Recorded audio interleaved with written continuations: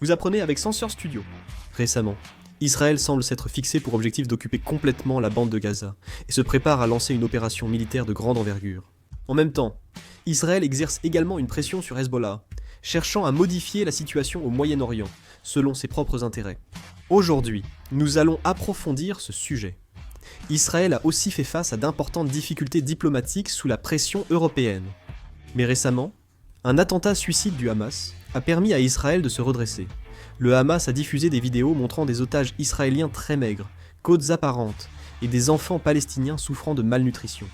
L'objectif de l'exposition de la situation dramatique à Gaza semblait être de pousser Israël à participer aux négociations de cessez-le-feu. Cependant, la question des otages israéliens, détenus par le Hamas depuis plus de 660 jours, est devenue un enjeu crucial. Dans cette vidéo, un otage creuse la terre avec une pelle dans un tunnel en disant avoir l'impression que cet endroit sera sa tombe. Il a affirmé être privé de nourriture depuis plusieurs jours, ce qui a provoqué la colère d'Israël. Je ne sais pas ce qu'ils avaient en tête en téléchargeant cette vidéo, mais la vidéo publiée par Hamas a en fait eu l'effet inverse. Israël a indiqué qu'il allait renforcer les attaques contre la bande de Gaza dès que cette vidéo a été mise en ligne. Le Premier ministre Netanyahou s'est dit choqué par cette horrible vidéo et a affirmé qu'il ne céderait pas à la propagande mensongère et intentionnelle. Israël a montré sa détermination à libérer les otages en intensifiant l'offensive au lieu de chercher un compromis.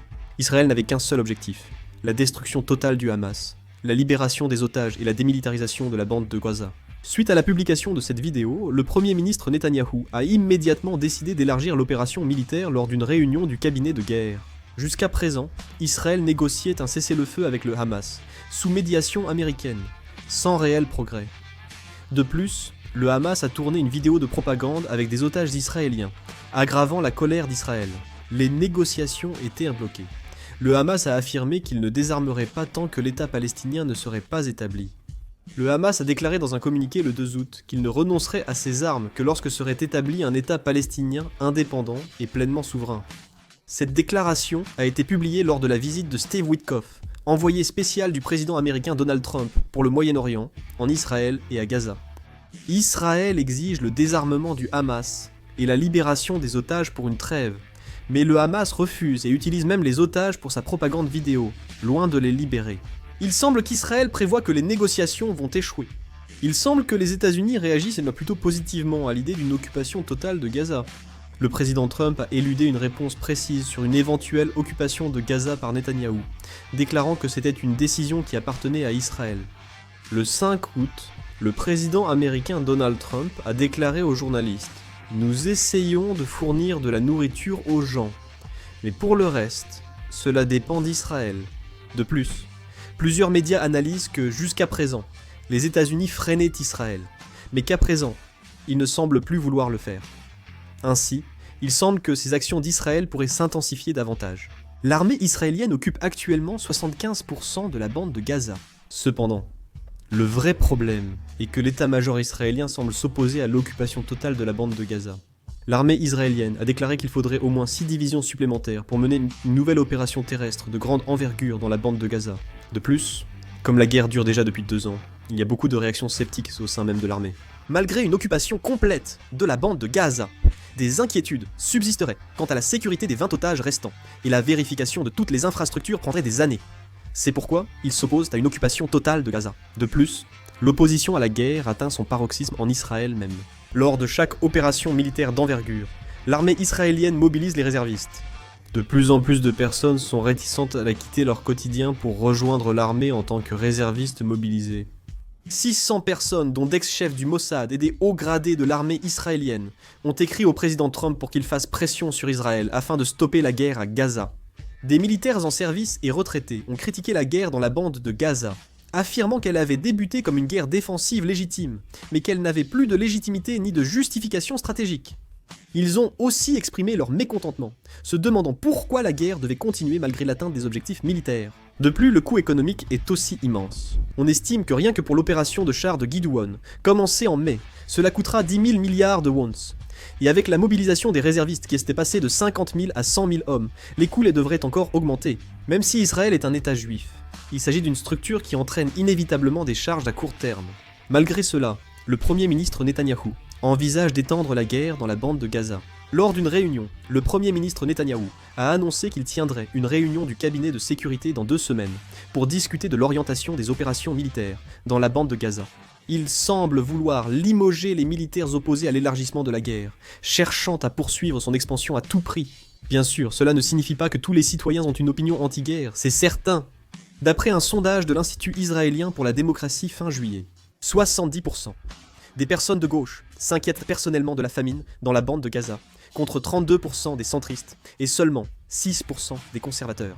De plus, l'opinion publique conservatrice, base de soutien de Netanyahou, reste largement favorable à la poursuite de la guerre. Ainsi, le Premier ministre Netanyahou peut continuer à diriger le gouvernement. Le Premier ministre Netanyahou mène une guerre extrême uniquement pour rester au pouvoir, comme vous le savez tous.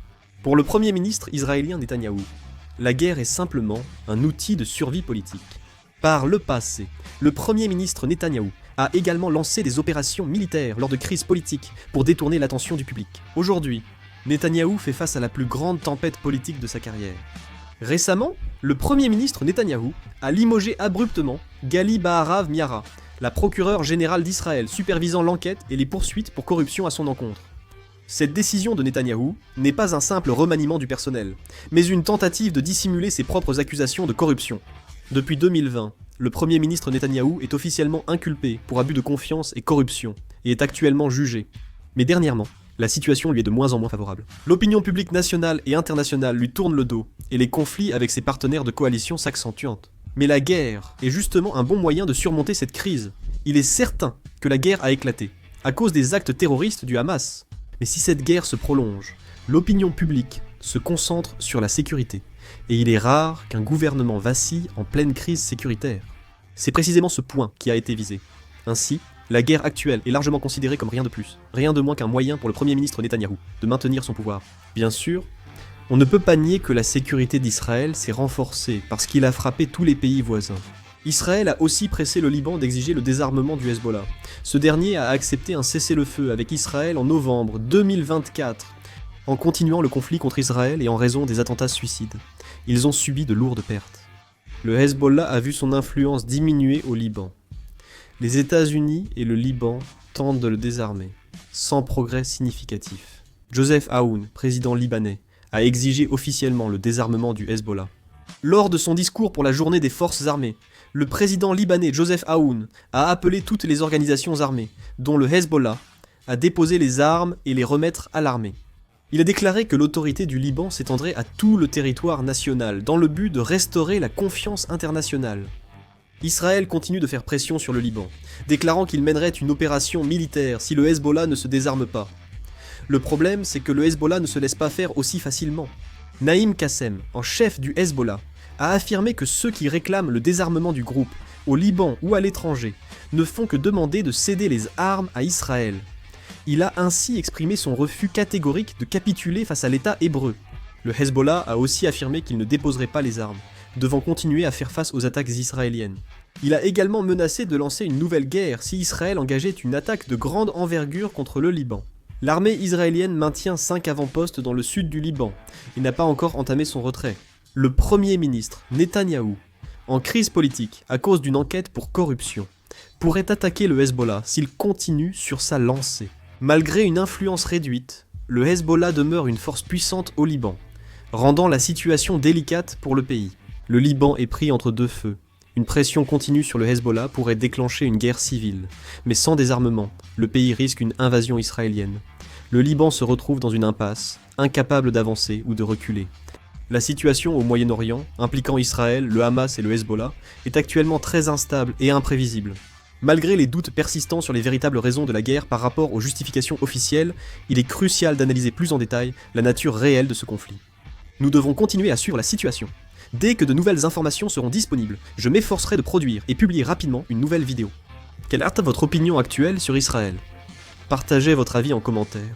Merci d'avoir regardé cette vidéo.